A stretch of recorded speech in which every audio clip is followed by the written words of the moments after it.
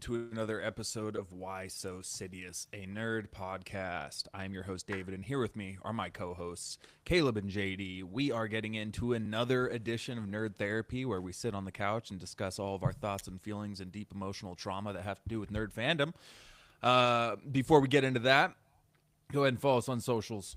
Instagram, X, and TikTok. Do it for now. It's going away, so get your follows in now, or better use your time and subscribe to YouTube and Instagram and X while you're at it. But you can follow TikTok while we're at it too. Maybe there's a last second change where they save the day and it doesn't have to be deleted. We don't know yet.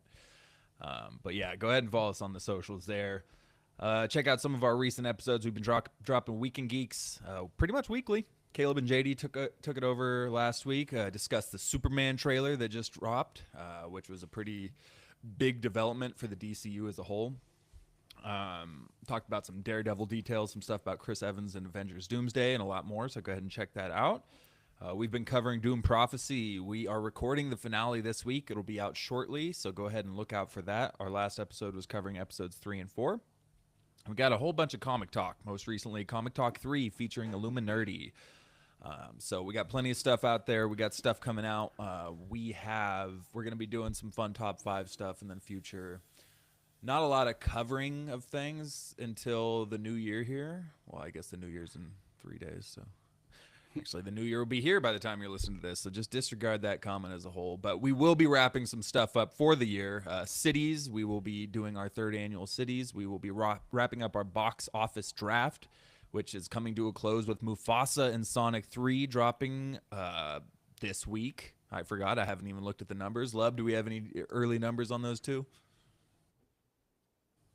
Mufasa was doing decent. Sonic was a little bit behind. I think Mufasa was over 100, and Sonic was a little under 100 in the first weekend.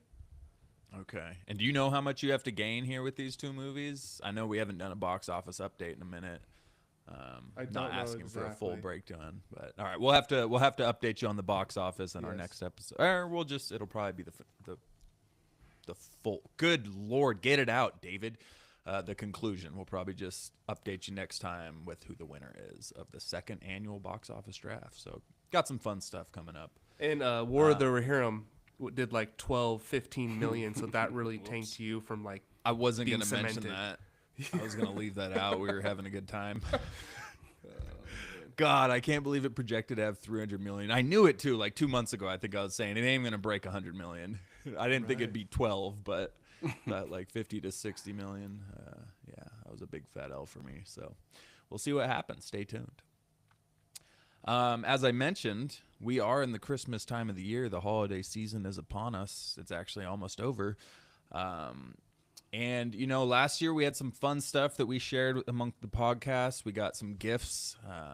We all kind of got some nerd and fandom gifts last year. It was fun to kind of share and stuff. So I was curious if you guys got anything worthwhile mentioning today here. Caleb, do you get anything cool in the world of nerd for Christmas?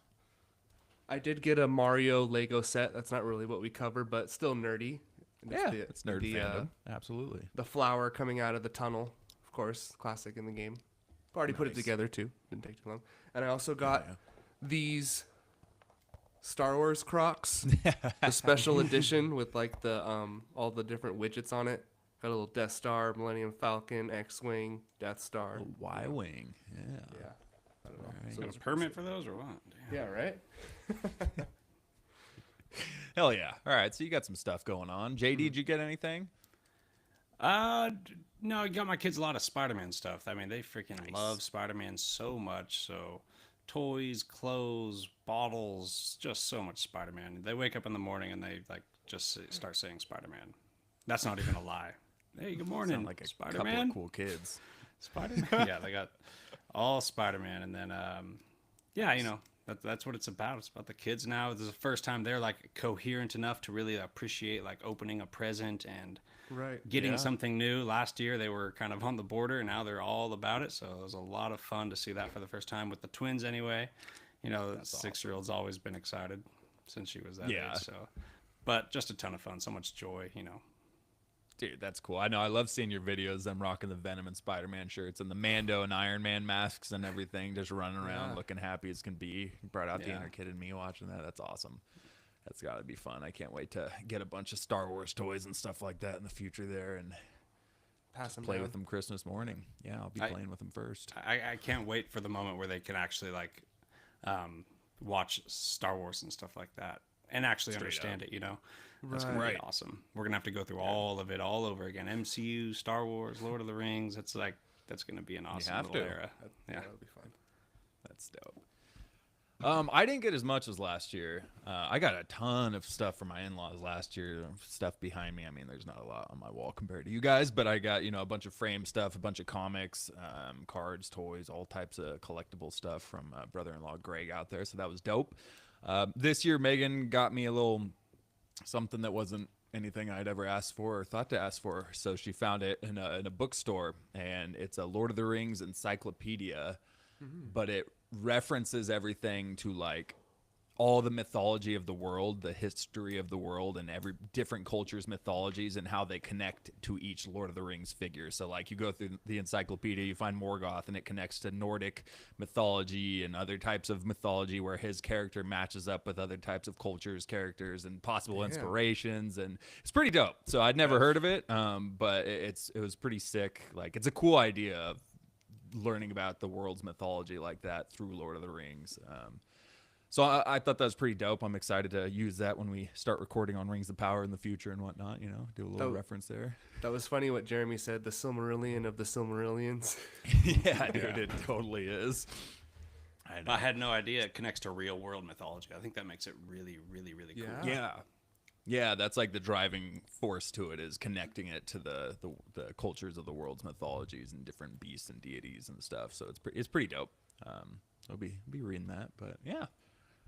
It was a good little Christmas. So we hope everybody out there had a good Christmas or Kwanzaa or Hanukkah or whatever it is you are celebrating during this holiday season. I hope it was magical.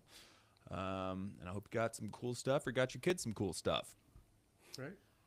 So before we jump into our nerd therapy topics, we're talking about ourselves right now.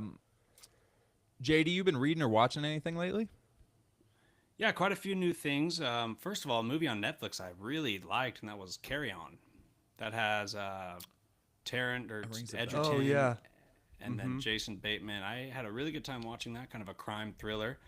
He's kind of stuck in the airport there as a security guard. Well, he finds out that there's a potential gigantic terrorist attack about to happen. And I watched the trailer for it. Yeah, it's really tense and really well done. I had a good time with that one. Nice. Okay. Yeah, we've also been watching Outlander. My wife really got me on this one because it is much more of a romance story, but the backdrop is really interesting, and it has one of the most vile villains I've ever seen, and I'm comparing that to Ramsay Bolton, Joffrey, and oddly enough, the guy who plays Edmure Tully is the actor who plays this villain. Oh. And he does things on screen that are just some of the hardest things I've ever had to watch, period. Like, he's probably number one, like, too violent, too brutal, too much. I wanted to skip the scenes. And it was just so weird because it's such gnarly brutality, like, in the backdrop of a romance story. Damn. A level of brutality like Game of Thrones didn't even really go to, but Here we go with this romance story where they're just taking it that far. Okay. I wouldn't recommend it. Don't even watch it. I mean, it's. I was gonna say the cast looks stacked out. Actually, like there's a lot of pretty solid 90% Rotten Tomatoes. Yeah, that's myself saying don't watch it. You might like it. Just know that it is very much a romance with just gnarly stuff happening every now and then. That like really makes you want revenge for the villain, and you're not going to get it. Nothing satisfying anyway. I mean, a couple moments. How much have you watched? I actually threw the towel in mid-season 2. So I said, that's it for me. I'm good. With so much brutality that we have to deal with, and without any revenge, any satisfying thing to answer that brutality, I'm just like, okay, I'm good. That's enough for now. Dude, I see Pips in there. Billy Boyd, so that's dope. That's funny. Maybe he's not even in during season 1 or 2. There's 7 seasons of it, but all right, Outlander. I know I've heard of it. I must have seen it on Netflix while scrolling or something. Oh, and then as far as reading, picked up a new novel. A rare thing for me to do, pick up a novel outside of our regular fandom stuff. But it's called Shadows of the Gods. It came highly recommended. After a top 5 normal novels TikTok post, I got a ton of recommendations, and Shadows of the Gods came highly recommended. I picked it up. It's dark fantasy, and first couple chapters, I am pretty hooked. It's really well told. It's like when George Martin in Game of Thrones, he does okay with the setting, and like he really dives deep into the setting and stuff, but I feel like it's overdone a little bit. Okay. Like it'll be a full-on page of the setting. I feel like this author, John Gwynn, is really good at doing the setting, but keeping you engaged with the story and moving it along. I'm already attached to a couple characters, and it is brutal, so it's got that deep, dark aspect going on, and it's good to read a novel outside of stuff we're familiar with too. So I'm excited about that. That's cool. I've seen that. It's a series, right? I've seen that. I don't know if it was Instagram or suggested ads or something because of the stuff I'm watching too, but I know I've seen that pop up a few times. Yeah. Nice. And then real quick, comics, writer named Jed McKay. He's a modern Marvel guy, and he's been doing a ton of stuff. Avengers, Moon Knight, Doctor Strange, the Blood Hunt event. So I've been getting into his stuff, Doctor Strange and Moon Knight. And this dude is a killer. He's a great writer. These books, probably the best Moon Knight run I've read, and really, really amazing Doctor Strange run so far. So this guy, I definitely recommend. I'm not going to get into the stories, but if you haven't checked out Doctor Strange or Moon Knight, Jed McKay, Blood Hunt, definitely check it out. His Avengers stuff is not as great, but he's really good with those dark characters and I guess the magical side of things too with Doctor Strange and Moon Knight. So been enjoying that. It's like the most modern stuff I've read, and highly recommended. Nice. Saw some of the shots you sent to me. I think some of it was from that with Moon Knight. Yeah. But it looked pretty dope. Nice. Good deal. Lub, anything new you've been watching or reading? Well, you can't read. Listening to? Well, I fell off of that Star Wars book. I haven't been listening to that lately. Let's see if we can get back into that. But hey, me too. It's okay. It's the Christmas season, so I did watch. This might be sacrilege, but I did watch Die Hard for the first time, like all the way through. Pretty good movie. First time. Pretty solid movie. I'll say it's aged decent. It's still a fun watch. Love it. But when it comes to newer stuff, I did watch Wicked. I don't know if I talked about it on the pod yet, but it was actually a pretty good movie. I do not like musicals. I mean, there was too much singing for me, for my taste. Touchdown! Sorry. All right. Yeah. But it was still a really well done movie, and everyone who sang had a really great voice, so it was enjoyable, I guess, for what it was. But and then also last night I saw Nosferatu, and it was pretty creepy. It was pretty freaking weird. Bill Skarsgård was Nosferatu. You couldn't even tell it was him, like the Transylvanian accent. Lily Rose Depp was like the main character. She did a pretty good job. Like, if you've seen Robert Eggers' movies, he did The Witch, The Lighthouse, and The Northman. They're all weird, over They're the all top, super creepy, weird, like weird artsy, scenes. slow beginnings, like, so it was definitely a slow burn, but like, and it wasn't as scary as I thought it would be. There were some good jump scares of Nosferatu and like other things going on, and a couple pretty brutal scenes, but it was a good movie. I was just going to say, Skarsgård is straight up just made for those roles. I mean, he does Pennywise. He does all those creepy little roles. He's just like made to fit and blend in, which, I don't know what that says about him as his physical appearance, but he really blends into those just deformed monster roles. Yeah. And Nicholas Hoult did a good job. He was in it as well. Of course, Lex Luthor. How was Craven? Not the movie, but the actor in the movie. Yeah, it was a good cast. He also did a good job. It was very believable. Okay. Right. He was kind of the realist who wasn't really believing that a vampire exists, So, yeah, he did a good job. Classic. And lastly, I watched all of season 2 of Squid Games in 2 days with my wife. We binged it pretty quick. Wow. And was it as good as season 1, knowing what it was already about? Like, no. Season 1 is pretty like perfect, like up there with other single seasons of television. Should have put that in our list, actually, because Squid Game season 1 is wild, and season 2, yeah, it's pretty good. there's a twist, but you know about the twist the whole time, but the characters don't know about it. You'll figure it out pretty soon, early in the season. And it ended on a cliffhanger to where it feels like it's almost a part 1, part 2 kind of thing. The season didn't end with any kind of What I've closure. heard. Isn't season 3 coming out next year? Yeah, already? it's already filmed. So they already Yeah, filmed it's season crazy. 3. It's coming out soon, which is better. But yeah, it was still really well done. It was a good show still, for sure. Okay. Did you watch it dubbed or subtitles? Subtitles. Good man. All right. Because you have to hear like the real actors inflection emotion and the and emotion. exactly, Yes. yeah. Not someone sitting And in a room. But they just always sound goofy too. Like it just I can't take it that seriously when it's dubbed because it feels like I'm watching Godzilla in the 60s or something. It's just like it doesn't do it for me.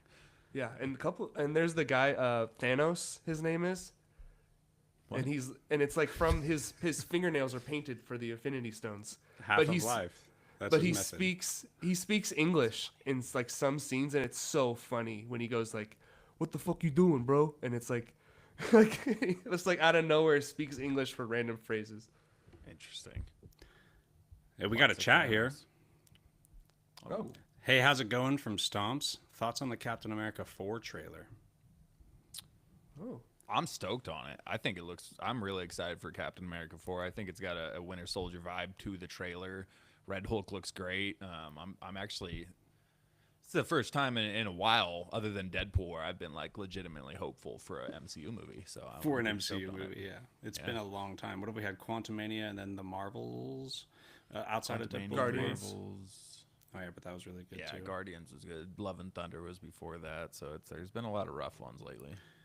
I think the trailer was really good. I think it definitely looked exciting. The Red Hulk aspect has got me so confused yet so excited. How are they going to use this character and why is he against Captain America? And I'm just excited for something back to the MCU. Like it seems important for their overall story, as a Captain America movie always has been. I think the Eternal, the thing poking out of the Indian Ocean looks awesome. I think, God, the Avengers took a dead Celestial, I don't know what you want to call it, and that was their base. That was their home of operations. You know, are they going to make this the head of this thing, their Justice League Watchtower? I'm just excited to see that Eternals thing pop back up. Red Hulk, yeah, I mean, it all looks really cool. Winter Soldier vibe, like you said, and just excited to push the MCU universe forward. well, you kind of brought up a point for me. I hope there's not too much going on in the movie. Like the trailer was There's cool, a lot. but there's a lot possible. You know, like with Cap, Red Hulk, Giancarlo Esposito. Is Bucky going to be in it? You know, is there going to be some Thunderbolts set up? Like, I'm pretty sure there's not Bucky in there. Didn't they already confirm that? He's just not in the movie. I don't know. I think I've heard word about that, which I still don't like. I think that doesn't make sense. I feel like he should be a part of the story, but Yeah. I get there's a lot going on. So Coming off of Falcon and the Winter Soldier, plus Bucky's in a movie right after this, you'd think he'd be at least in there a little bit. right, just a brief Senate hearing. I don't know something, but Yeah, anyway, looks good. Let's bring the shout out MCU to you, back. Stomps. Yeah, no, we're hopefully we can all see it together. If JD is anywhere near in the area during that time, I don't know. It's up in the air. But if you are, that'd be dope. All three of us go see that. Yeah. Because we've cursed the last 3 movies I think we've seen together. So we got to break the curse. we got to go see a good one. Speaking of seeing, so stuff I've been watching recently to wrap it up. Christmas movies as well, obviously. I mean, I think we always watch The Grinch, Jim Carrey's Grinch. Same. We typically always watch The Muppets Christmas Carol because that's the one I grew up on. It's a goat. It's so good. We watched Home Alone. Megan had never seen it start to finish before somehow. So I was like, oh, well, we have to watch that. So we cranked out some Christmas movies, but then I started so I flew out to Indiana and downloaded a show to start called Outer Range. It's on Amazon Prime. It's Josh Brolin. Oh God, what's his name? Pullman, the guy who was playing Sentry in Thunderbolts. Bill Pullman's son. I can't think of his name, but he's in it. The guy who's crazy in every single series. He's Ben in Ozark, Wendy's crazy brother. He's in this cop show Banshees, where he's this crazy white supremacist who becomes a police. He's literally just this nut job in everything, and he's a nut job in this too. But it's crazy. So it's this Wyoming farm. I'm not going to give it all away, but it's a show. Josh Brolin runs this Wyoming farm with his wife and his 2 sons, and there's this mystery at the edge of his farm.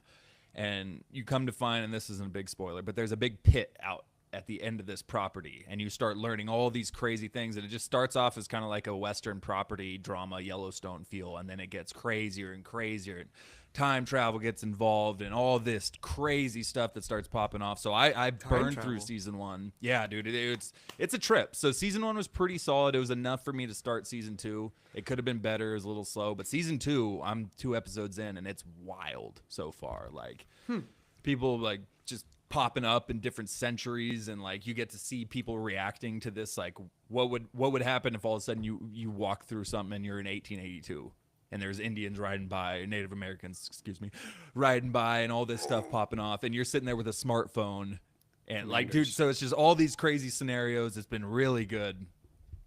So I'm excited to finish it up. But no, Greg, actually previously mentioned Greg, who got me the dope comic stuff, says it was so good they canceled it after this season 2 came out a few months ago. That sucks. No, that sucks, because there's no way they're gonna wrap it up by the end of season 2, this mystery. Well, that'll tie into something later, I guess. Yeah, I was just gonna say that. Brutal. Greg, my guy. Greg was one of the guys who I first heard talk about it. That hurts. That was a little punch to the throat there. Well, out of range. Anyways, I've been watching it. If go ahead and I guess start it up, even though there's no ending to it. It's a fun ride. Really took the air out of the tires there. Thanks, Gerg. Okay. Shout out to Victor Alcantara. Hey guys. Hey. Our guy is back 3 episodes in a row. He sat through us on multiple Dune episodes. What a guy. Welcome back, sir. Dune, January 1st, YouTube. Right? Planning for it? Yeah, I think so. Well, are you going to watch it in time? I don't know. Maybe. Keep it fresh in the mind, fresh in the mind. Doesn't require reading. It should be good.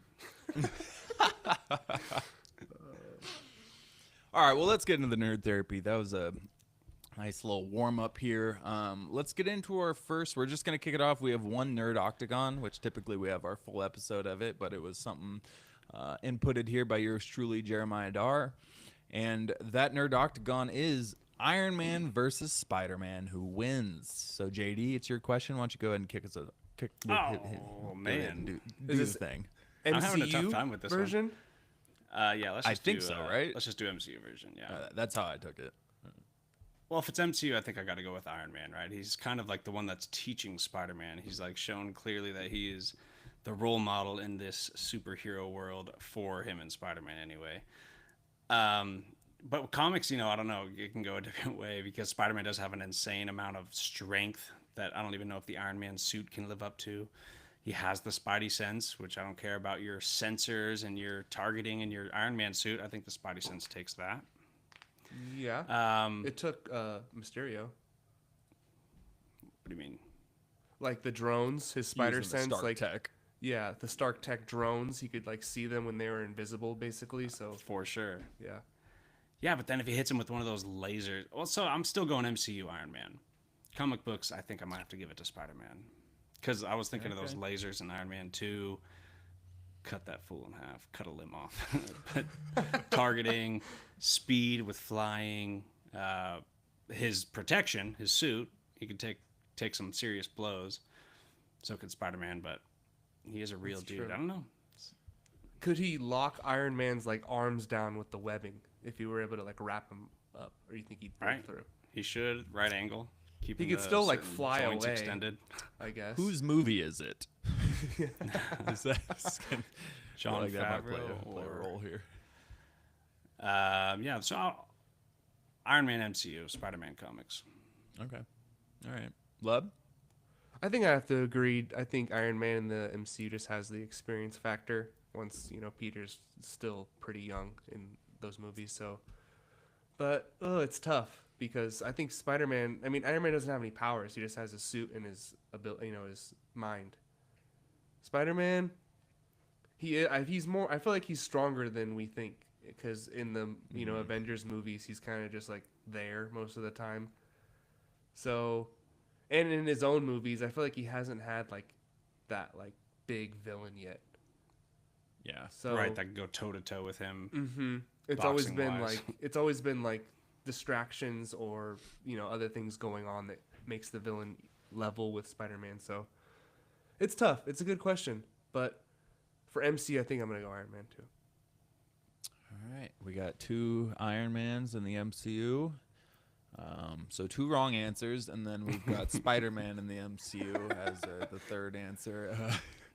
I got to take Spider-Man after No Way Home, who's experienced and whatnot, and we saw him control his spider sense in Far From Home. Like you said, he's got insane super strength that he does hold back on constantly.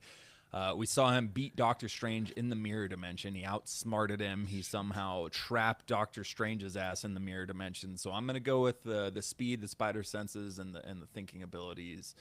I think Tingle. Iron Man. Yeah, I'm going with Peter Tingle. I think that one shot in Iron Man 2, I think it's too slow. I think Spider-Man dodges that one. That being said, if Tony has his nano suit, kind of all bets are off because anything he thinks of seem to be possible. But I'm going to stick with my boy, Spider-Man comics and MCU. He has a sword, giant gun, little gun, foot blasters, Black hole creator. Oh, geez, what the hell? shield. Dude, I almost think Nerd Octagon is just in the past and we just do this for Nerd Therapy. Like, do we ever really want to do a full Nerd Octagon episode with just a ton of matchups, Right. I feel like we did still all do it? the big ones already, too. Yeah. A couple of Nerd Therapy, just RIP Nerd Octagon, potentially, which is fine. Nothing Possible, lasts yeah. forever. Yeah, well, just, segments of it now. Yeah, we'll have a Nerd Octagon segment in A Week in Geek or something if, a good one pops up, comes to mind. But I know there are a lot of times where we're like, oh, I think I got one. Have we done this? It's like, yeah, I think once or twice I think we did that matchup. That was a good one. Oh, wait, Yeah. I meant to say this closer to the intro, but we haven't heard your thoughts, David, on the Superman trailer. I don't know if you feel like telling us what you think about it, but open conversation, Nerd Therapy. Yeah, we can do that real quick. I liked it. I liked the feel to it. I liked the text, which I know that's a small part, but it totally nodded to the original Superman, or maybe not original, but Christopher Reeve Superman with the big bold silver letters and everything. So it felt nostalgic. Definitely had the hope feeling. I think I loved Superman's look, honestly. I liked the way he looked when he was flying. I liked his little punch through the glass. It looked a little over dramatic, but like perfect comic book kind of feel to it. Saving the girl, I thought looked sick in the slow motion where he slides in front of her. It's very interesting. He's already gotten his ass kicked, so you have to wonder who did that to him. Obviously, something's going on. He's going to be fighting somebody who can make him bleed and be beat up like that, where Crypto has to fly him home.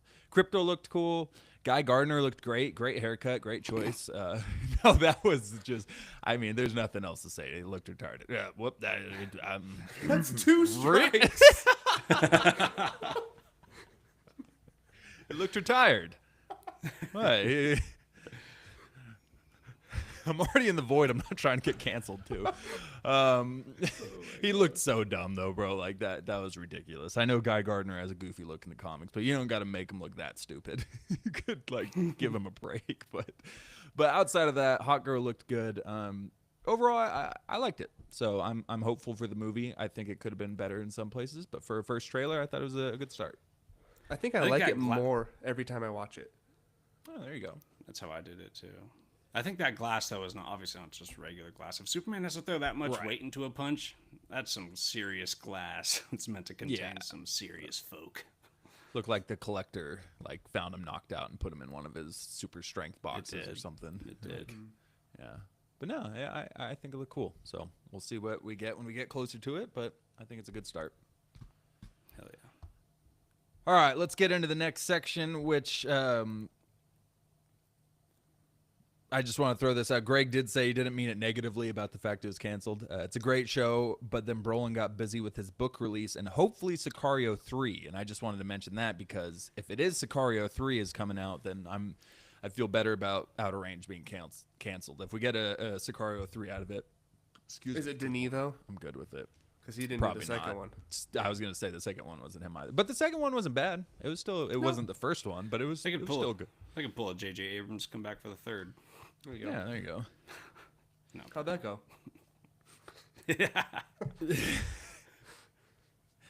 Oh, and before we get off the Superman, Greg also said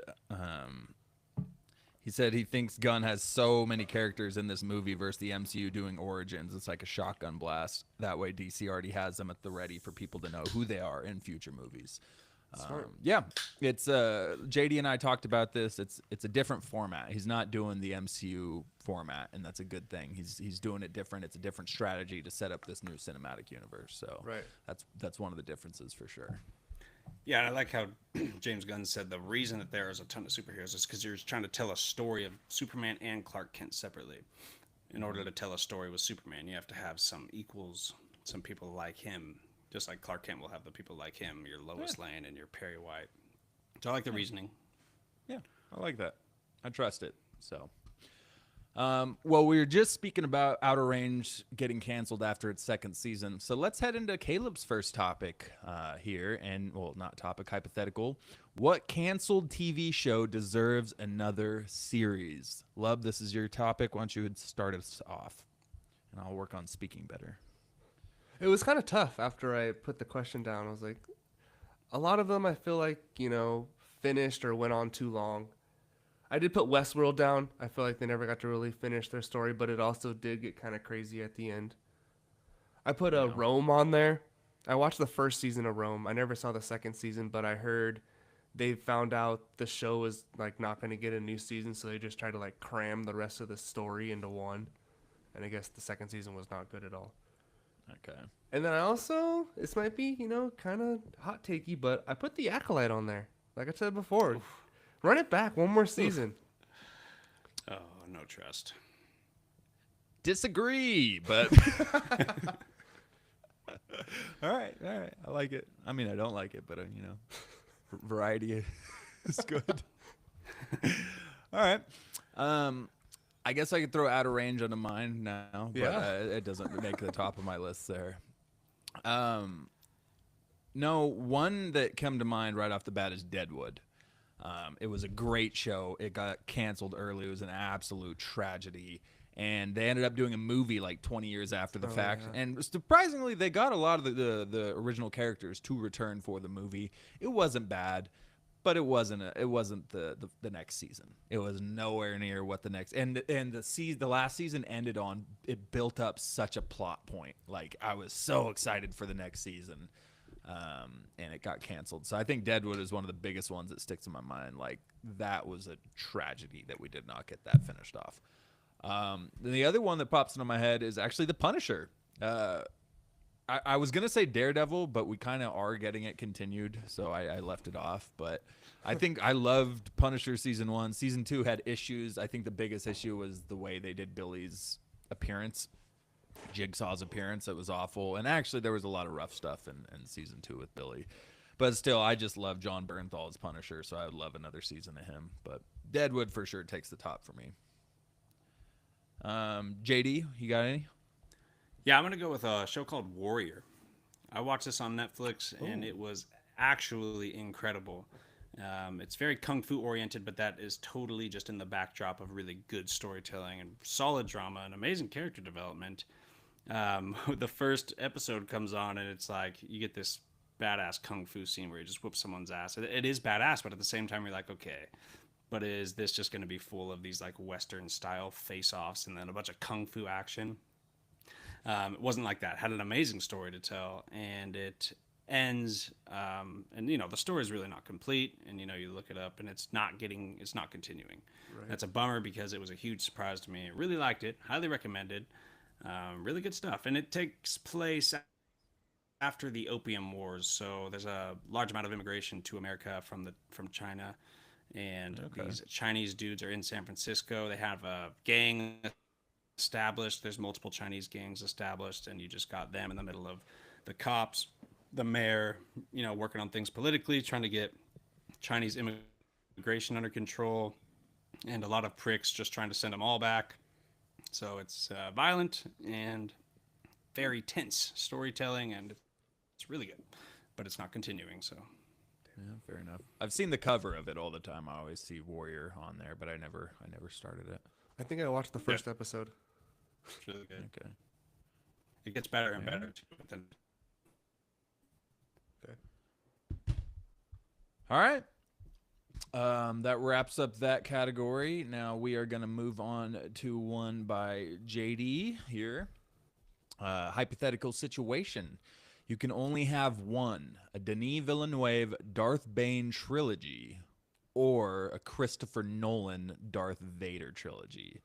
Both will be good. There's no Kathleen Kennedy drama, no Star Wars Studios delays, anything like that you have to worry about. They're going to happen. They happen. They all roll out smoothly. Which one do you want most? JD, kick us off.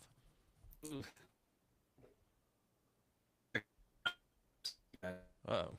JD, your picture's frozen and you're not coming in very clearly. Yeah, hold up. We lost you. I didn't hear a word that you said there. throw it to love. All right, we're going to throw it to Lub. I heard that little bit there. Lub, I saw that from the Shadow Realm. the one line that came out was the most important line. We're throwing it to Lub. Denis Villeneuve or Christopher Nolan, Darth Bane and Darth Vader. What do you got? As much as I would love Nolan to do Star Wars, and I feel like he would be down if it were the right story, I think we just need to get out of the Skywalker saga. Like, let's just start fresh. So I'm going to go with Darth Bane. It's a new character. Okay. Denis Villeneuve, I don't know if he'd be my choice for this Darth Bane trilogy, but I think he'd still do a great job. Okay. All right. While we're killing time here, we did get somebody else, Victor Alcantara. Shout out to you. He said the OA deserved a third season as well. Sorry, off our last topic with the show cancellations. Lub, are you familiar with the OA at all? The OA. No. Is that I've heard of. is that what it's called, or is it short for something? No, I think that's what it's called. But he says characters are jumping between realities. It would be amazing to see more. I think it was on Netflix. It has the Skrull leader, the bad guy from Secret Invasion. Homeboy, played Bob Marley. Yeah. I don't remember his name. Interesting. All right. 2 seasons. Yeah, I feel like I vaguely saw it, but saw of it. I heard of it. What's that line? So I'm going to have to go with you here, too. I'm going with Denis Villeneuve's Darth Bane trilogy. And the only reason, Christopher Nolan's Vader series would be incredible, bro. Like, I hate passing up on that because that would be such a cool thing to see. But the main reason I say this as well, it kind of goes along with what you said, Caleb. I would like to get out of the Skywalker saga. And we've kind of... I know it wasn't a true Vader trilogy, but we kind of have gotten a trilogy with Vader already. It's kind of his story.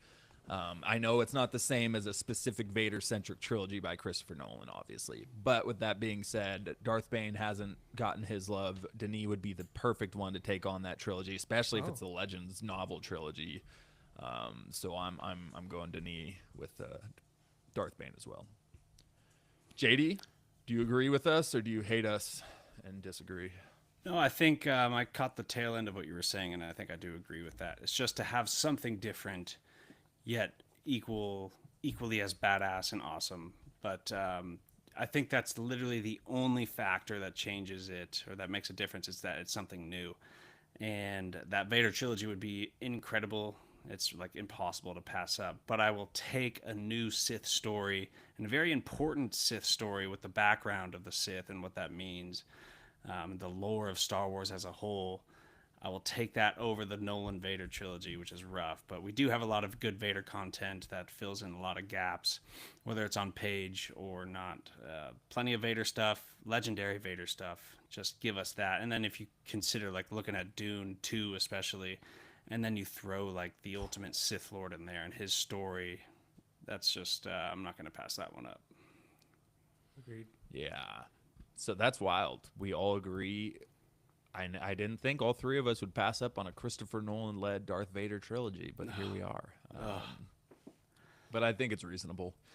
I think it's a fair reason why. So let's hop into Caleb's next selection. So Caleb, go ahead and fill me in if I'm missing any of the details. But the hypothetical situation is pick a movie, keep one actor. The rest are played by Muppets. No Ian McKellen in Lord of the Rings. No Robert Downey Jr. in The Avengers. I got a pretty good one. That's about it. It's a pretty common question you see on the internet. I did not think of this myself. This has been asked Really? many times. I've never once heard of this in my life. Okay. No, I thought it was hella random. I laughed hella hard when I read it, actually. I was like, what? And that's why I didn't say Ian McKellen, because that's what everyone says. Like Ian McKellen, everyone else. That'd be hilarious. Right? It'd be hilarious. Just Muppet hobbits and Aragorn as Ian McKellen's just strolling through. Like, oh, we need to make that. But no, I had one come to mind. I'll start us off. Keanu Reeves, John Wick. I had that Let's too. see it That'd be so funny. Just murdering Muppets. Be like a scene out of The Boys, but for an entire movie. So yeah, I'm here for it. John Wick. Jeremy, I didn't even know how to answer this question.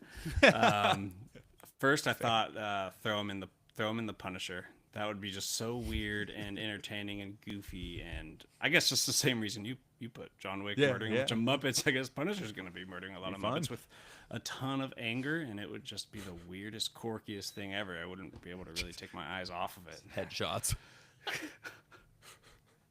I don't know, Godzilla? Throw him in a Godzilla movie. That would be weird. What are they going to do? That'd be pretty funny, too. That'd be pretty funny. Love, did you have a good one? Yeah, Ocean's 11 and keep George Clooney. All right. But it's still the Muppets and their like personalities of just messing around and messing things up. You got Beaker and Animal and stuff in the crew. And The Godfather and keep Marlon Brando. What the? Hell no. You're crazy. It'd be so funny though. It's sacred. like it. It's just too sacred. He's talking to Muppets at his daughter's wedding. Shout out to Andy, the Galactic Core podcast. Hey, guys, good to see you all. It's good to see you too, sir. It's pretty early where you're at on a Monday, so thank you for joining us here. I'm sure you're Getting ready feeding for the work? chosen one. Or that. Yeah, getting ready for work, one of the two. 9. Uh, So that was pretty early. Let's we'll roll into our next category here, which is one from JD.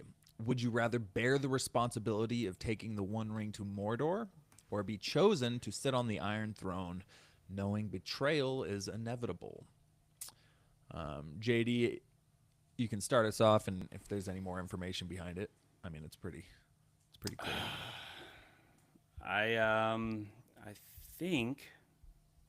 I think I would go with the Iron Throne. I think you have a lot of great things going for you. You're going to get fed well. You got all the wine you want in the world. You have some power and some control. People sitting in the Iron Throne don't make it that long, but hey, that's up to you. That's how you do the king thing. So you could at least you have some control in your fate there. The One Ring thing just sounds miserable. I mean, that did not look like a lot of fun. That was not like the backpacking trip that I envision. If I think about, walking over multiple mountains with a peak in mind, sounds really rough. And you have a very high chance of dying, arguably just as much or more than sitting the Iron Throne. So day-to-day comfort is really the factor there. So I'll take the Iron Throne. Yeah, that's fair. Lub? Would you rather sit and get fat drinking and eating, or would you rather be the one who saves the entire realm? I'd rather sit on the Iron Throne too. Because, I mean, just look at what happened to Frodo at the end. Like, he had to go live with the elves because he couldn't live a normal life anymore. Like, going back to his normal day things were just like, none of this matters anymore. Like, I've been through so much shit. And on the Iron Throne, just get a good cast of, small council characters around you. Try and keep things peaceful, but don't be too weak. Don't be like the guy from Dune Prophecy. Be a little stronger than that. But yeah, I would rather be the Iron Throne. At least you get a good 15, 20 years like Robert did. Yeah. You know? Yeah. Potentially. I think there's been multiple kings who have survived their term To death, right? Not Like all of natural them, death. not even majority of them, but there's been multiple. There's only been one to survive the ring, and that was Frodo. And as Victor Alcantara pointed out, would you have a submissive friend to help you along the way? You may. Sam did play it. Good God, I don't think he meant it that way. I think he know, did. but- He definitely did. That's a good point, though. Frodo wouldn't have been able to do it without Sam. He even said it in his corny line. JD, you're coming with me. I'm so in love with love. I've been waiting for an opportunity like this. There you go. I You reach guys and are gonna reach, do and he great. just denies me. You guys, you'll do great. While you're doing that, I'm going to sit on the throne. But yeah, same thing. I mean, you're descending into madness with the ring. Everybody you get to see the Middle Earth, which that's pretty dope. But I'll take the Iron Throne, and I'll just live like screw it. I'll be irresponsible. I'm just gonna be Oberyn. I'm gonna go tour the world, do my thing. I might be the king, but I'm gonna go. I'm gonna go and do my thing. On Dragonback. There you go. All right, next one. Another one from JD here. Favorite 2 character introductions in the MCU. So you said not an origin story movie. So I'm assuming you just mean just their first appearance. Yep. Whether show or movie or whatever it is, brought into the MCU, their first appearance. Yep. As long as it's not the title, the character's name in the title, you're probably good. Well, hit and miss on mine. But JD, go ahead and start us off. I got the Vision and Spider-Man. Seeing the Vision in Age of Ultron brought a really cool, like kind of weird mystical aspect to that already really fun movie. Kind of your hope at the end of the movie there when you think we're all gonna die. And he was just so weird and cool and unique, and he had Jarvis's voice. I thought that was really special how they took the Ultron body and implanted the Jarvis voice in there just to get weird outside of comic book lore, make it different, but make it really fun, very cinematic. And it was just a really cool scene. And I didn't even need a scene like that in that movie. It was already so fun. But it's just a really cool, like, the beginning of the third act, the Vision is born, and really fun. I love that scene. And Spider-Man in Civil War was just special. I mean, you have Spider-Man. He's like the most legendary character ever. You throw him into an awesome movie. Tony Stark meeting him for the first time, talking to him, finding out he's Spider-Man, then bringing Spider-Man in, and then he has a one-on-one fight with Captain America. Like, that was just like one of my favorite MCU moments ever. And then, I mean, that was after him taking out Falcon and Winter Soldier. That was sick too. Like, you got to see Spider-Man in full action. You knew he was going to be in the movie, but you didn't know he was going to not necessarily play a big role, but just have so much awesome screen time. So satisfying as a Spider-Man fan. And then you get Spider-Man in the MCU with his movies going forward. So absolutely incredible. And my OLI was Black Panther. So also Civil War, also introducing an awesome character in an awesome way. And he played into the story quite a bit. A very large amount, actually, to be honest, with his dad dying and all that stuff. And his design was so badass. He comes in and fights the Winter Soldier right off the bat. So, I mean, Civil War, bringing in 2 characters like that and an already packed cast and already packed story, but then Black Panther and Spider-Man on top of that, it's incredible. But I'd put Vision and Spider-Man as the first, as my 2 favorite. I like the Vision pick. Dude, it's crazy how they nailed 2 different intros in the same movie, because they did Spider-Man. It was perfect. In my opinion, it was perfectly executed, bringing in Spider-Man into that movie. And same with Black Panther. The outfit, like his best suit by far, was in Civil War. We've talked about it a number of times, but I'll keep saying it till we're done with podcasting. Dopest suit that he's had by far. It's so much better than a nano suit. And he just had really cool scenes and dialogue too. But Black Panther was actually in my OLI. Spider-Man, of course, was in it. My second one, I guess you might eliminate, because technically his name is in the title of the movie, but it's not his movie. And it's not because of the origin story movie. It's because of his intro scenes, his first few scenes we saw, and that is the Winter Soldier.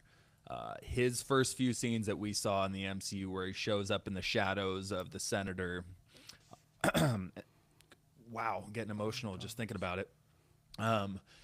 And the street scene where he pops up and he shoots the little explosive disc with the mask and he's swinging and he's attacking Fury and Natasha. Like, oh my God, it was just amazing. So the Winter Soldier's introduction in the MCU is one of my favorite things of the whole cinematic universe. Hell So yeah. kind of cheating, but that's my answer. Fair. Love, what do we I- got? I had Black Panther on my list, but you guys stole my thunder on that one. But no, Hell yeah. just we didn't know as much about him as we did Spider-Man, and they did just enough to kind of tease him to where, yeah, I really want to see a movie with this guy. So that was great. And my other one, that you guys haven't said yet. Come on, Ooh, what do Nick we got? Fury, Iron Man, post-credit scene. Oh, Come on, knowing That that, was a this sick post-credit scene. that this is a part of a whole universe before we even knew what we were getting ourselves into. You know, he just talks about this Avengers initiative. It's like, oh shit, what's gonna happen now? And The weight of that scene alone makes that a decent pick. Yeah, it's sick. yeah. I like it. Creativity. It's a nice pick thrown in there. thank you. All right. Well, let's head to one of your categories here, Mr. Caleb. What's a terrible movie that you loved as a child, so now you're forever loyal and nostalgic to it? Why don't you start us off?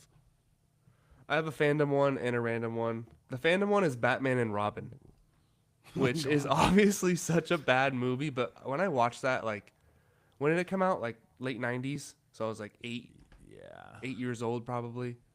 probably 98. Yeah. What killed the dinosaurs? The Ice Age.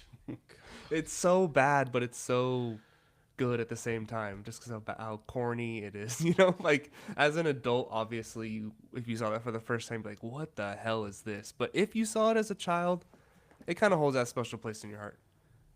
It's fair. I mean, I liked it as a kid. Obviously, it was the Batman movies. I liked the Val Kilmer. I liked the Michael Keaton Batmans. It was the only Batman movies we had, and I liked it. I remember playing the Batman and Robin Sega game. I remember listening to the Kiss by the Rose music video, which now as an adult is so random. Like, why was that used? That wasn't even made for the movie. I don't know why they made a music video using Seal's Kiss by a Rose, but whatever. But it doesn't work that way for me, unfortunately. When I go back and watch it, I just laugh the whole time. This is just terrible. I have like no attachment to it, even though it was one of the first Batman movies I liked. And the only Robin we've really seen. So Oh, how about this, Caleb? Who wins, Robert Pattinson Batman or George Clooney Batman? Hey, George Clooney in a clean sweep. He might he'll knock win him that out fight. with his nipples. He might win that fight, dude. He's gonna nipple his face off. Got more gadgets and shit. Right? He can ice skate too. He does have a credit card. God. All right, I mean, that's a pretty. When he clicks his heels together and the ice skates come out of his boots. Who cleared these scenes? The close-ups on their ass cheeks. as He's they're always putting the prepared. pants on. Even for hockey. He is always prepared. Even though he's not wearing hockey pants. I'm not wearing the blades. Yes, I am. Heel click. Fucking starts riding around. Just that's cinema right there. What's your non-fandom? It's random. Cats and dogs. Did you guys ever watch that as a Hey, kid? Cats hell versus yeah. dogs. Like that I was used to love that. I love that movie as a kid, and I feel like I haven't seen it in a while, but I feel like I would still kind of enjoy it just because of how much I liked it as a kid. It's fair. I did used to love that. JD, did you have any popped up in your head there? This was tough for me, and I'm going to pick a movie that I haven't even seen since I was a child. But when I saw it as a child, I loved it. And if I hear about it online now, it's like the worst movie ever. But even though I haven't seen it since then, I'm going to go with it. It's Spawn. I knew it. I was going to say it. Yeah. Spawn was the coolest character. And I don't have a lot to say. I just remember I loved it so much as a kid. It's And dark. looking at it now, people hate it. It's apparently terrible, so I'm afraid to watch it. If I watch it again, I wouldn't be able to defend it maybe, so I'm just gonna not watch it and defend it. Spawn was sick. Spawn was a sweet character. He freaking had like 12 blades coming out of his fist before he was gonna punch that, what is his name, the Violator, one of the most Fat weird clown. like disturbing villains ever. That was But John. I'm scared to Louis- rewatch it, but I loved it as a kid. Okay. I didn't know that was John Lug. I don't know how to pronounce his name. Leguizamo, the guy Who's who that? plays. I think he plays. Does he play Mario? Or sorry, Luigi? Or did he want to play Luigi and got pissed that he got passed up on? I don't know. Anyway, he's in a bunch of stuff. He complains about getting passed up. on the MCU. He's been in the news a ton the last few years, just complaining that he missed roles. I don't know. Anyways, super stupid. Somebody help me. Sidebar. All right, Spawn. Dave, what do you got? I've never seen it, but yeah, I've heard it's rough. I've seen the CGI. I'm gonna go with one. So this was tough, but one that popped up right away is Mortal Kombat 1. It's pretty bad when you go and watch it, but I love that. It was dope as a kid. Mortal Kombat 2. That's a movie. Yeah, no, I'm not picking that one. I like that as a kid. God awful. Fair enough though. That's the point of this category here. I got one random one. I bet you guys haven't heard of it. It's called Kung Pao Enter the Fist. So it's like a spoof about Bruce Lee's movies, but it's played by the brother of Bob Odenkirk, actually. Yeah. Who's Better Call Saul. It's his brother. Or no. Bob Odenkirk's Better Call Saul, right? I mix up the brothers' names sometimes. Yeah. So his brother is in Kung Pao. I still have the VHS for some reason. It's a ridiculously stupid spoof movie, and I guarantee it has horrible ratings, but me and my brother used to watch it growing up all the time, and it was hilarious. Oh, what about the original Fast and the Furious movie? I mean, do people like that or not? Because I like the original Fast and the Furious movie. No, they do. Sorry, I just realized a massive error I made on my part, which I'll correct. But no, I think people still like the original Fast and Furious because it was still a car movie before it turned into whatever the hell it is now. It actually had a story, not just Mission Impossible. Yeah. Steve Odenkirk is not related to Bob Odenkirk at all. Apparently, I just always thought that growing up, but their names aren't even spelled the same. So I've thought that my entire life that was his brother. That's wild. But anyways, my other one is Constantine, and I'm not sure. I feel like people rip it a lot, but I loved it growing up, and I like to go back and rewatch it, and I always defend it. It's Keanu Reeves. It's not a great interpretation of the comic book Constantine, even though it is supposed to be. He's American. He's not British like John Constantine. There's a lot of differences, but I really enjoy that movie. But I think it's one that I would imagine people would say is not a good movie. All I remember from Kung Pao Legend of the Fist is the dubbing, where it's like super. Yes, bro, it's so funny. It's so stupid. It's such a dumb movie, but it was one of those where I literally, like, my stomach hurt by the end of the movie. Definitely a movie you could not make today. No, for sure not. And I've never been inebriated and watched it, but I bet it would be pretty funny too. Mm-hmm. I got one more, and it's got a funny story attached. 17% on Rotten Tomatoes. Okay. And this is a movie I made Dave watch in college, Tough Turf. Oh, hell yeah. And the funny story about that is we were literally like hyping up to Age of Ultron, and it was not in theaters yet. We're ready to go see Avengers 2. For whatever reason, we watched this Tough Turf movie, and it was not because of the cast, but it stars James Spader and has a side role as Robert Downey Jr. and it doesn't get... That's not even the weirdest part. There's a scene in there where they're talking, and behind them on the wall, someone spray painted "The New Avengers" on the wall. How weird is that? And we're just about to go see. That's crazy stuff. It's so weird, bro. It was a movie back in '85. Yeah, like there was obviously no conception of Marvel movies at this point to that degree. And you had New Avengers written on it, and those two would later star in an Avengers movie together. So it's like a super young Robert Downey Jr. Looks like the Flash, or looks like the weird scene in Civil War with his glasses. Just a super young RDJ, and then James Spader, and then New Avengers behind him. I was like, no way. That's the weirdest thing I've seen. That is weird. Hell yeah, nice little callback there, though.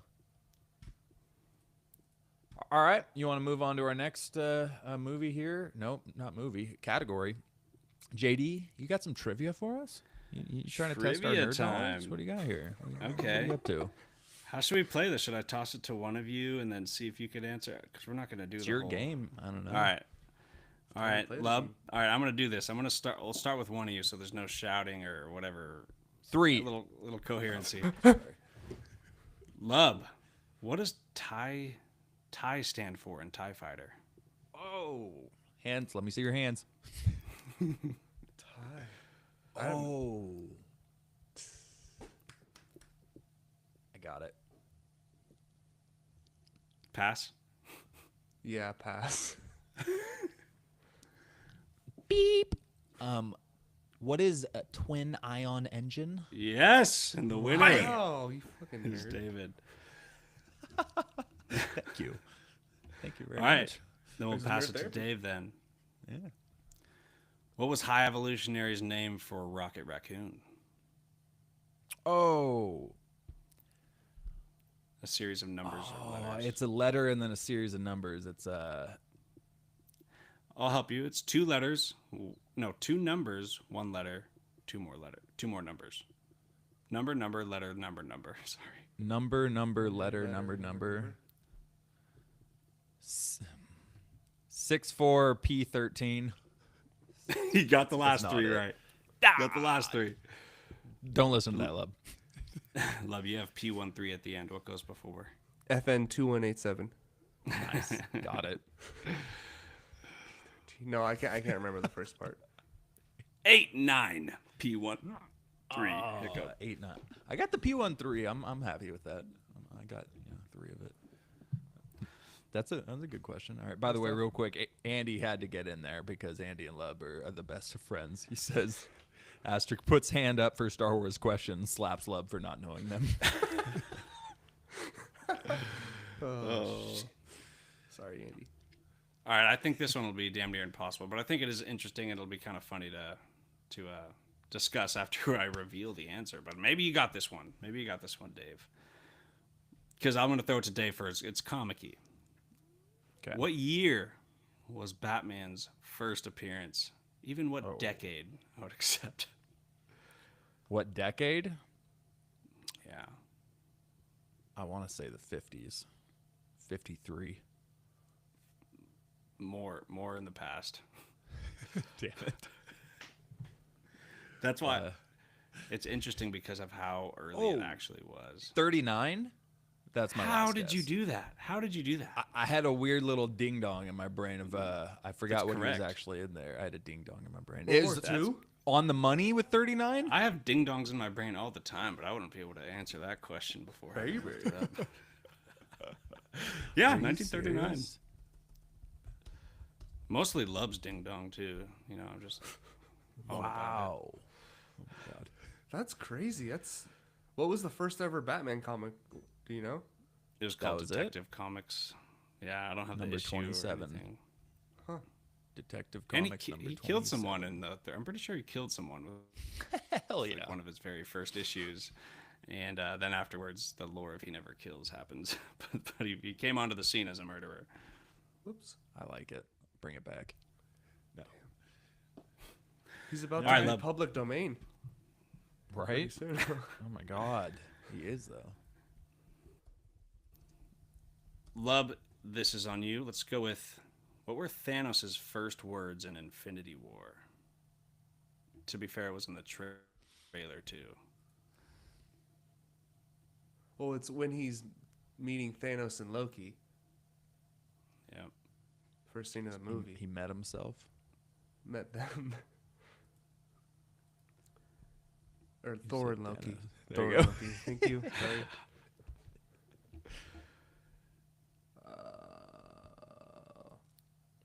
You're gonna hear it and you're gonna be like, oh, I know. course. He comes and he just gives a great monologue right off the bat.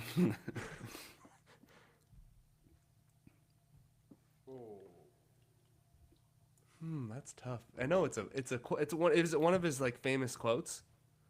I wouldn't call it a famous quote, but once you hear it, you're just gonna hear his voice in your head. You're gonna remember the trailer. You're gonna be like, oh, that's of course his first words. That's how it was for me anyway when I looked it up. Dave, do you know it all? No, I have a broken sentence in my brain. I know it's not word for word, and I don't even know that it's his first line, but I have somewhat of a quote in my mind. I know what it's like to lose. Oh. I thought he started off with destiny, fear it, Just run from destiny. it, whatever that. Integrity. Destiny. I know what it's like to lose. That's right. All right, making trivia is hard. Give me a break because it's kind of weird. You don't know how hard or easy to make it. Mm-hmm. But now we'll go with actually actor-oriented stuff. So name the actor. Dave, who named Who's the actor that played Zemo in Civil War? Daniel Bruhl. Nice. That was clutch. Jeez. Okay. Lub, who's the actor who played Agent Coulson in the MCU? Jesus, I have no idea. I wonder. Okay, Dave. It's hold up, I got it. Craig. That's all I got. Counsel. Smith. Clark Gregg. Clark. Oh, it's Clark Craig Clark or Clark Gregg. Gregg. Okay, all right. Well, it's close. All right. You combined it. Pull the Chris Cody. Craig. Just forgot Clark. All right, Lub, the Ancient One. Who plays the Ancient One in Doctor Strange? I have no idea. You're really stumping me here. Because I feel like she's popular enough. I feel like it wasn't Tilda Swinton. My girl. That's right. Yes, but Swinton. Yes, Swinton. I thought Swinson. In my head, it was Swinson for the longest time. Oh. Okay, one more but kind of another one after that. Sharon Carter. Dave, do you know who played Sharon Carter? Nah. Sorry. All right, that was too hard. Erase, maybe even edit. Might not even hear that on Spotify. All right, how about this? Even hear that. I think this should be easy, but if your brain kind of goes all crazy, you might think too hard and not know who to pick. So, Lub, name a Lord of the Rings actor who also played a role in the MCU.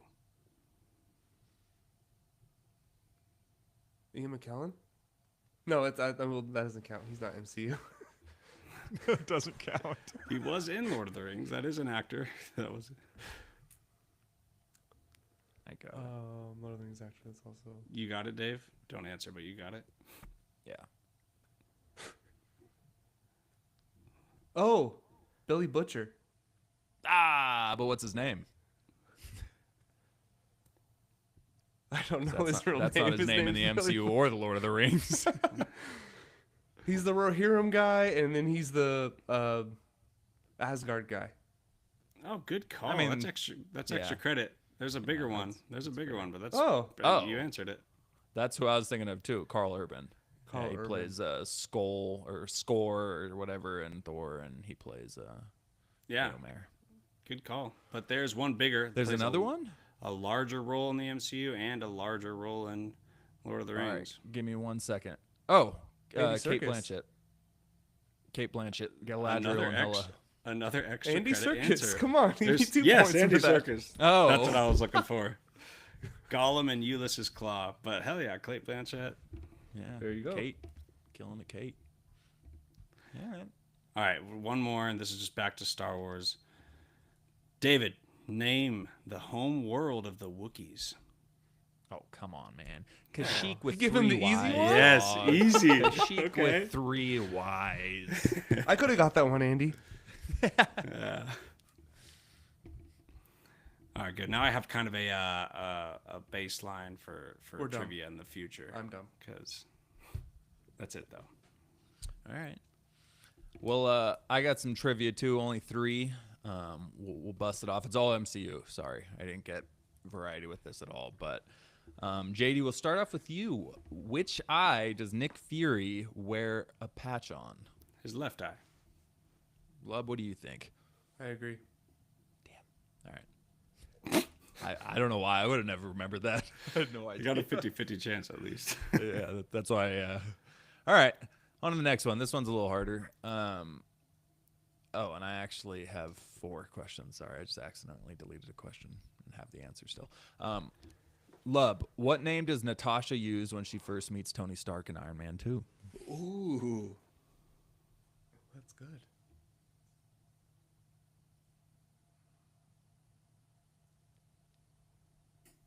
I can't remember. JD? I'll give you both a hint. It's same initials as her real name. Oh, Natalie. Wasn't it Natalie? It's kind of cheating after Lub. But, That's all right. I don't know. Wasn't it? Yeah, it was Natalie. I don't know the last name. All right. Lub, can you finish it? It is Natalie. Natalie Richards. It's a good guess. Natalie Rushman. All right, on to the next one. JD, who is the first person to turn to dust in Avengers Infinity War? Ooh. Yeah, this was tough when I was trying to think of it. I was like, that's kind of hard, actually. It all happened so fast. Was it Groot? It was not Groot. Caleb? Can I have a hint too? Is it Wakanda or Titan? Wakanda. Which Groot was on Wakanda. But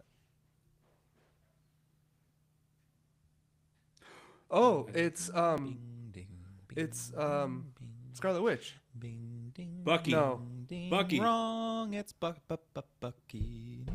Yeah, it's Bucky. Yes. That was a good Yeah. one. Yeah. Scarlet Witch didn't. Oh, she did, didn't she? But that Yeah. was after. Yeah, she kind of you're sat right, there. you're She right. sat there for a second Yeah. and kind But I of was thinking Vision dusted, but he didn't. He just got his brain ripped out. nothing but dust. Yeah. What an idiot. All right. Last one. We'll start off with you, Caleb. What are the names of Tony Stark's 4 artificial intelligence entities? He has 4 different ones. What does it say about our brain that I like impulsively want to look at Google? I know. Immediately? Edith. All right, there's one. Nice. Skipped over the easy ones, but I know. Dummy. No, just kidding. He does call him dummy, right? Is that an extra credit point? yeah, I don't Um, think that was technically artificial. God, you just said it earlier. intelligence. What was Vision's name? What was it? I don't know. Oh, Jarvis. All right. There's 2. 2. His AI tech. JD, do you have anything in mind while he's thinking? Friday. Boom. Friday. All right. Well, there's one more. JD, you can tie it up if you get it first. Free for all. Either one of you. Is it the guy You that got- always drops his drinks and stuff? Does he have a No, name no, or that's no? not. Okay. That's not. No, I'll tell you was right dummy. away. That was That's dummy. what dummy was. So you got Edith, you got Jarvis, you got Friday. You're missing one. Give you a hint to both of you. It involves another character.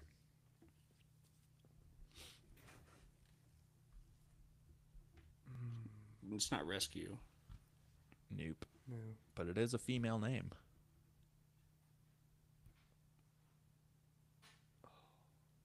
I can't 10. think of it. 9876. Spiderman. Anybody? Anybody? The Well- suit. Nice lady who talks to Spider-Man in his suit. Yeah, I know. I don't know her name though. Karen. Karen. Oh, that was getting Karen. close. That's the AI in Spider-Man suit, Karen. So we've got Karen, Edith, Jarvis, and Friday. All right. Not bad, guys. Not bad. Weird You know? names. Got me with the Nick Fury there. Right. All right. Well, right before we jump into the Lubs next, JD, we got one more game you got for us? Oh, yeah. Okay. So Love has done this in the past. I think it was 10 highest box office. So let's try to fill out the top 10. And this is the most views for hashtags on TikTok anyway. So a top 10 of character names. They are all character names. There is Star Wars, Marvel, DC, and they fill out the top 10 most viewed hashtags. So, Dave, however you want to do this, pick one. We'll try to fill them out. Batman. Yep, he's on there. He's number 2. Spider-Man. Spider-Man is number 1. Wow. Hell yeah. Suck it, Superman, by the way. Superman. He's number 6. All right. All right.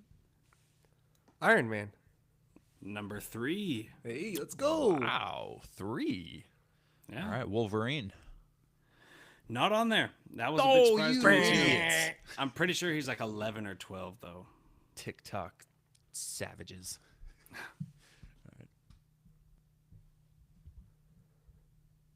Vader. Vader is number 4. Hey, Love, let's you have go. guessed 3 of the top 4. Shut up about it. And Shut up about the sun. the only one who has a miss, his name starts with a D. I hate all of you. Anakin Skywalker. Does that count? It's a different name than Vader. I was gonna guess it. Anakin's not on there, Oh, God, but these it is people different, suck. and that does have a good amount. Man, I got 2 strikes. views, TikTok.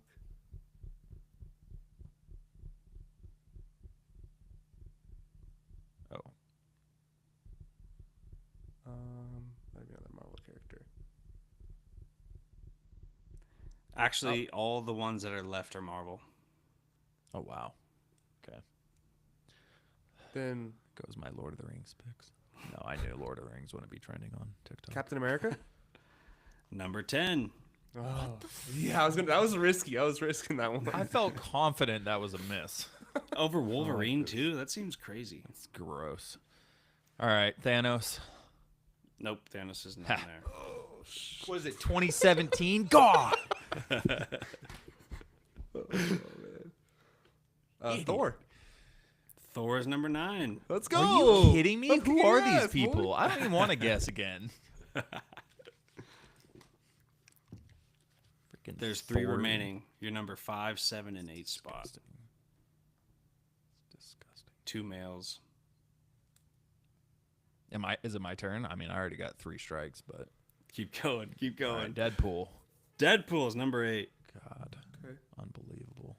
So there's a female, is what you're saying, There's 1 female, 1 male. and it's a Marvel female. Yeah. Oh, Well, it's one of 2, right? Wow. which one is it? There's many females in there. I know, but come on, let's be real. Right. I'm curious. I'll go. Love, aren't you up? Okay. I got it wrong on the last one. I'm going back to the well. Scarlet Witch. Scarlet Witch is number 5. Oh, was okay, gonna my go with. girl. There you go. WandaVision. TikTok loves WandaVision. So Yeah. there's one guy left, Yep. and it's literally a guy. It's literally a guy. Venom. Nope. Hulk. Which is a surprise. No. Which was a big surprise for me. Okay. This is my time to shine. We are going to go with Doctor Doom. Not Doctor Doom. I hate this entire planet. Is it another doctor? No. He has had a... Does that count? As far he as does the have a most recent PhD. phase of the MCU, he's one of the more significant. Post Endgame. Because God knows what phase we are in now. Post Endgame. And tell me when you want me to tell you. We can Yeah, go I'm doing forever. One more guess, and then I'm out. But yeah, We can no, go forever. Post Endgame, very important.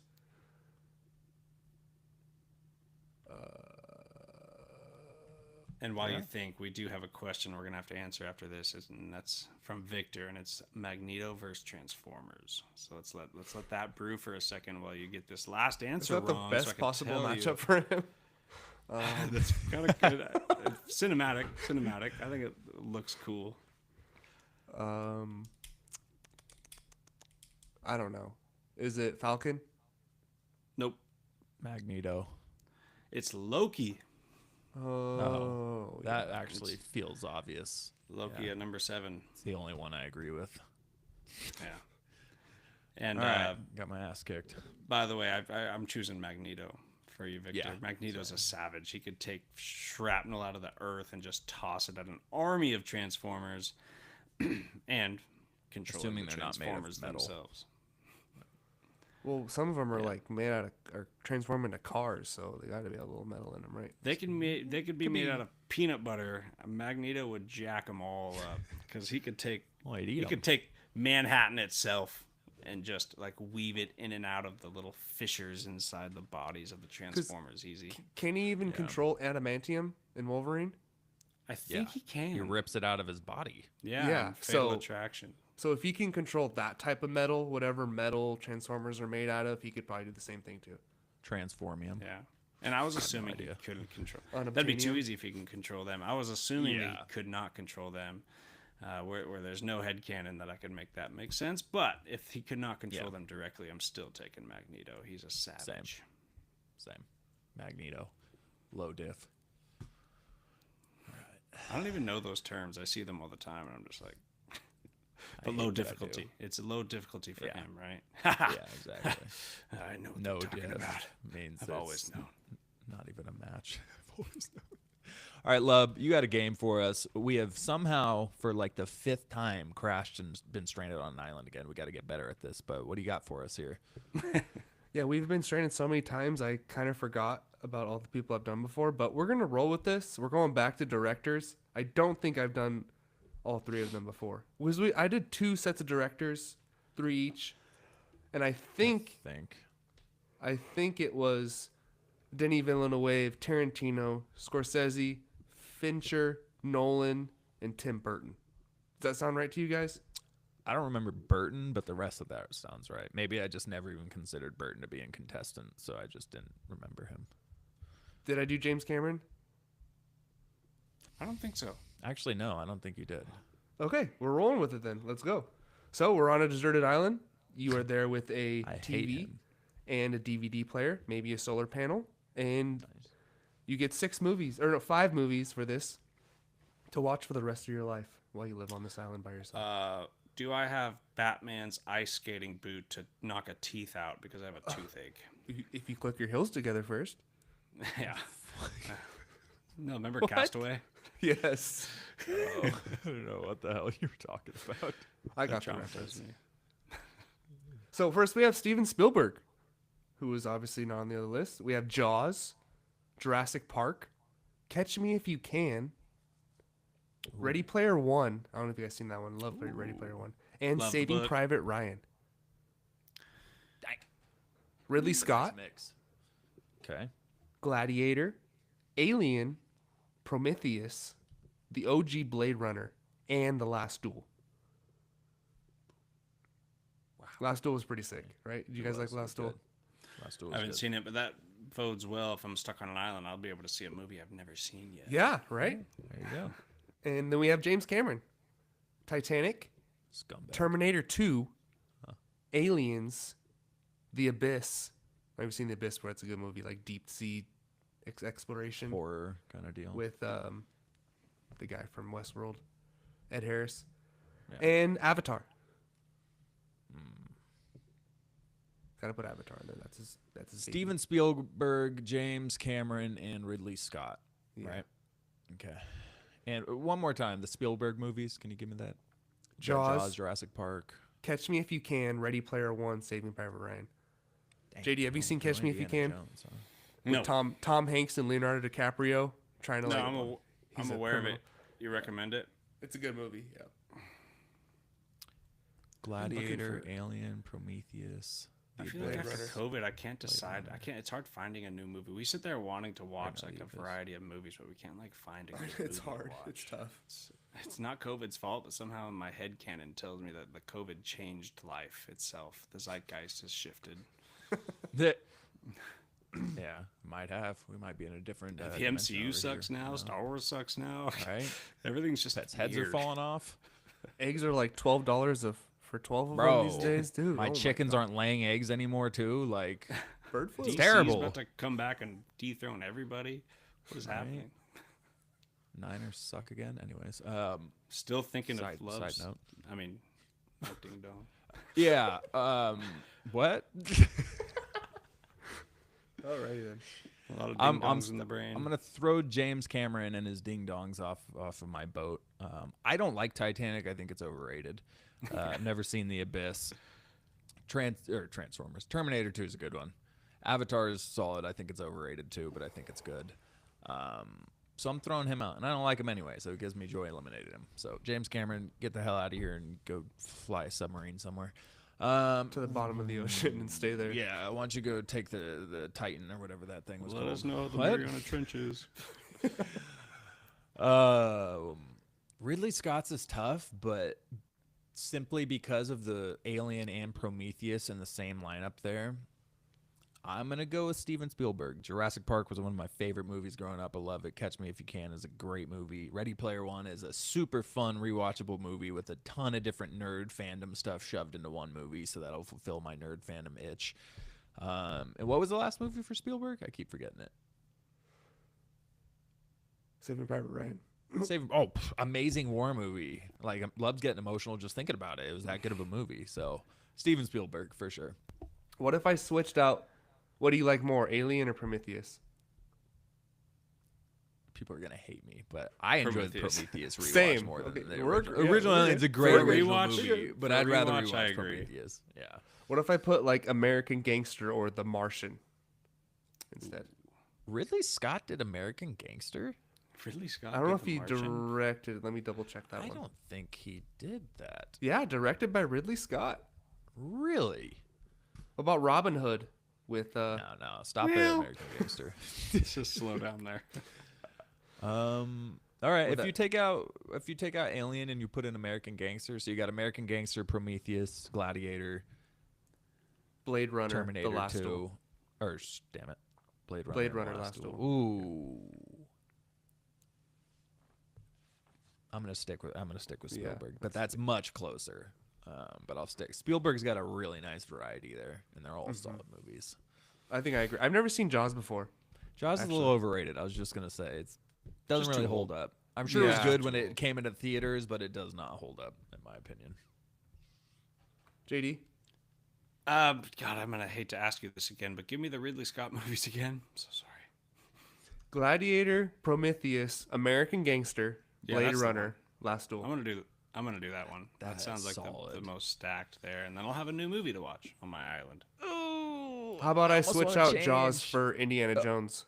There you go. Okay, Steven Spielberg. I was just gonna say I'm gonna change strictly because of Jaws because there's 5 movies I like of Ridley's there. So yeah, if you And give me Ridley Indiana Scott. Jones, we're Spielberg in it. There you go. Oh, yeah. All right. Well, Lub, what about you? Did you say Oh, Spielberg. Spielberg? Okay. All right. And he's still got Schindler's List, E.T. He's got a lot of classics. He's got a lot of solid ones. Yeah. But All right.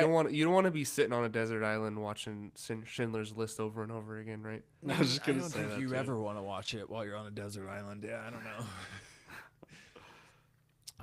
Let's get into our last category. We are an hour and a half in here, so we are going to wrap it up with this one. JD, this is yours. Crossover a comic or fandom universe property with a non-fandom property. So I wasn't really able to come up with a good one. I'm still kind of working on it in my brain. But JD, why don't you kick us off with this one? I'm rewatching Sons of Anarchy right now. My wife's watching it for the first time, and we actually started a few years ago, closer to when we first met, and she didn't love season 1, and it took years to just show her what happened to Donna at the end of season 1, and then moving from there, I feel like that's when the story really starts. And so now she's hooked. But I was thinking, what would the Punisher do in Charming?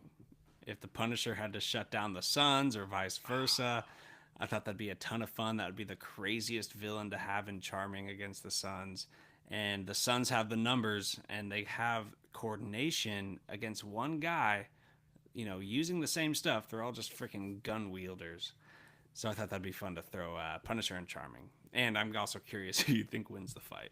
Charming? Dude. Charming's It's the town that they name live of the in. town in Sons of Anarchy. Oh, okay. Yeah. That's a good one. That's a great answer. I think Punisher wipes the board with him, but I like it. He probably wipes the board with them. They're like selling. But- They're selling drugs or something. He stops them, kills a member of the Suns, and the Suns have to retaliate. And then it's just like this war. Dude, I love that. That'd be sick. All right. That was solid. Don't tell me Love, you do haven't you seen have one in Sons. mind? You haven't seen Sons Love, have you? No. No. That's okay. It's okay. I'm used to this.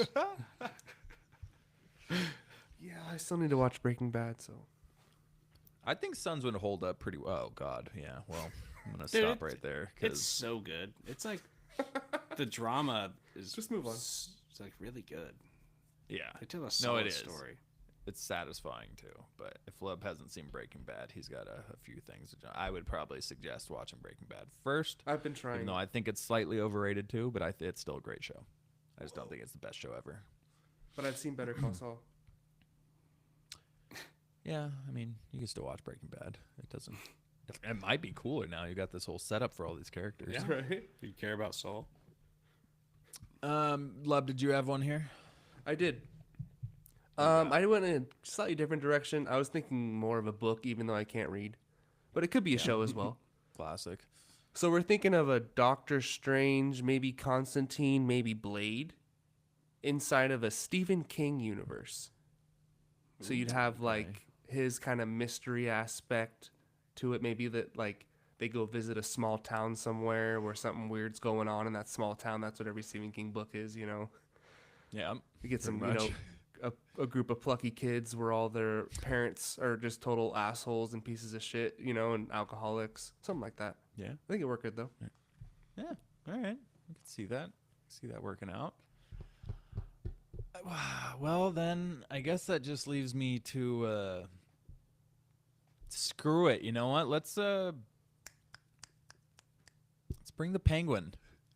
We're gonna bring the Penguin and Gotham into The Sopranos because it's basically the same series there. But Batman is gonna be involved, and we're gonna have. That's not cool enough. They already have The Sopranos. They're just different last names.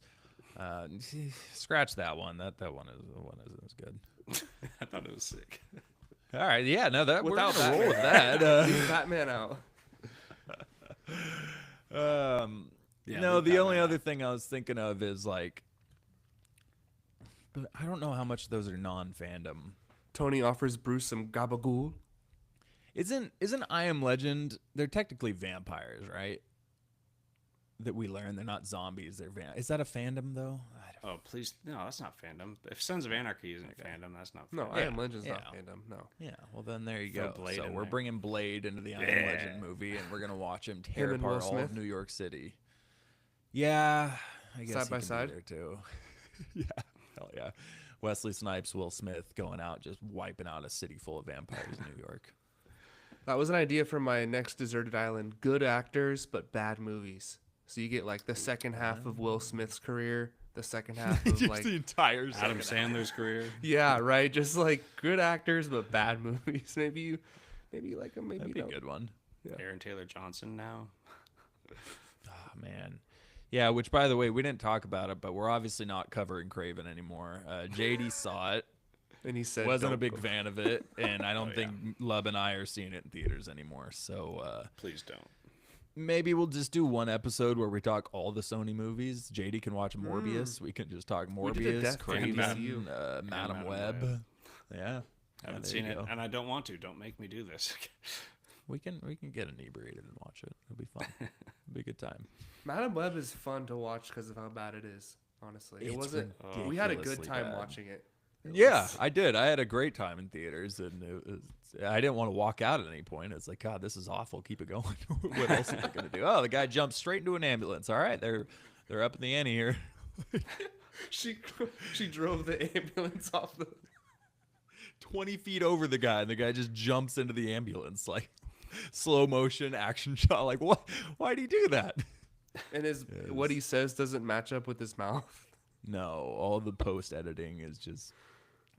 It's a hell of a movie. It's definitely the Razzies or whatever. It deserves to win one of those awards. But Now I want to see which one. Like, if you guys watch Craven, I want to see which one's worst. What we could discuss. I need to see Madam Morbius, Web, too. Morbius, Craven. Which one is the absolute worst?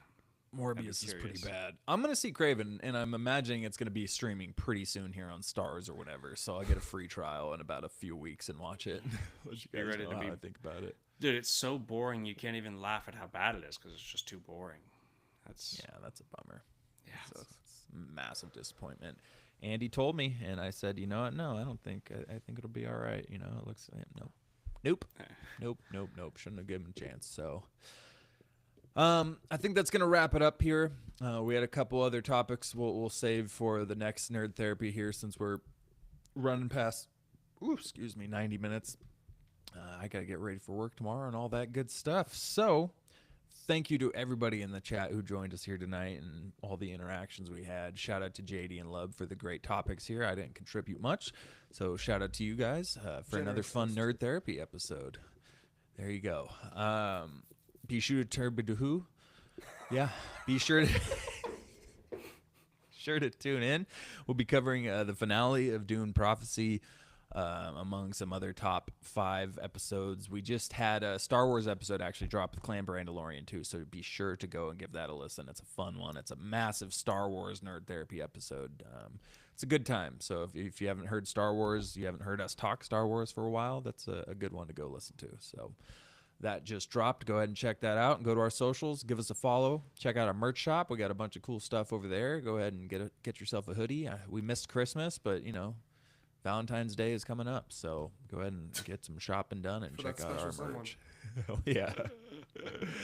All right. Well, thank you to my co-hosts Lub and JD, and we will see you next time on Why So Sidious, a nerd podcast. Boom. Biggity boom. Dude, I want a full video. I want a full episode of Lub's games, trivia, and shit like that. I think it's pretty fun. Yeah. There was some random shit on there this time for sure. Yeah. It's fun though. You never know. Never know what's coming. But the trivia and everything and whatnot when you're like on the spot, it's way harder, but it's fun. I know when you didn't, Dave, you missed the Galactic Core podcast when we did the trivia and it was me versus Clan Mandalorian head to head. And I'm like, oh shit, like he's the fucking Star Wars massive nerd. I know. I went back and listened to it.